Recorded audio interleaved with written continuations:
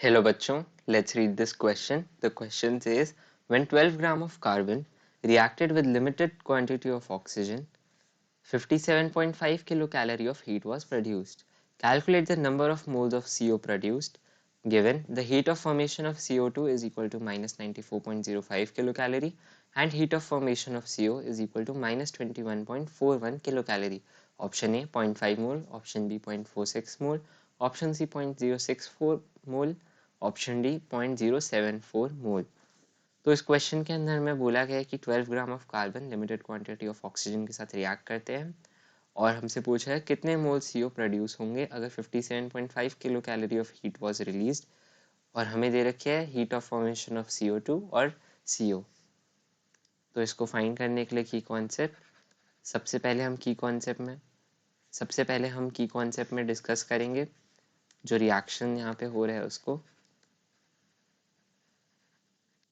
तो जो रिएक्शन हो रहा है वो है carbon plus O2 gives us CO gaseous state plus CO2 gaseous state। Second हम यहाँ पे यूज करेंगे फॉर्मूला जो कि है डेल्टा H ऑफ रिएक्शन, यानी कि enthalpy change during reaction is equal to the sum of enthalpies of formation of the products minus the sum of enthalpies of formation of the reactants।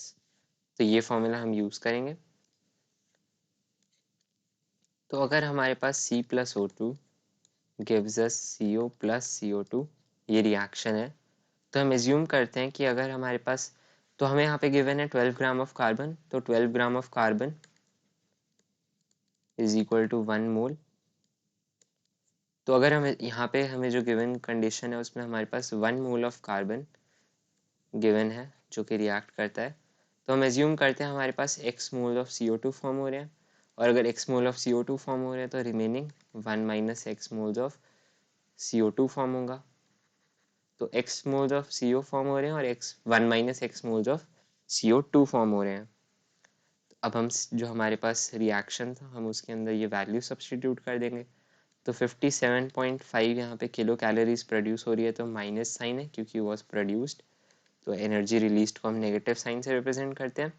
सम करेंगे हम the molar heat of formation of products, तो products की molar heat of formation हमें given है 21.41 for CO and minus 94.05 for CO2।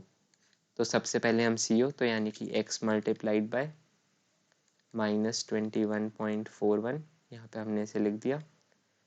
फिर इसके बाद हम इसमें प्लस कर देंगे 1 minus x multiplied by minus 94.05।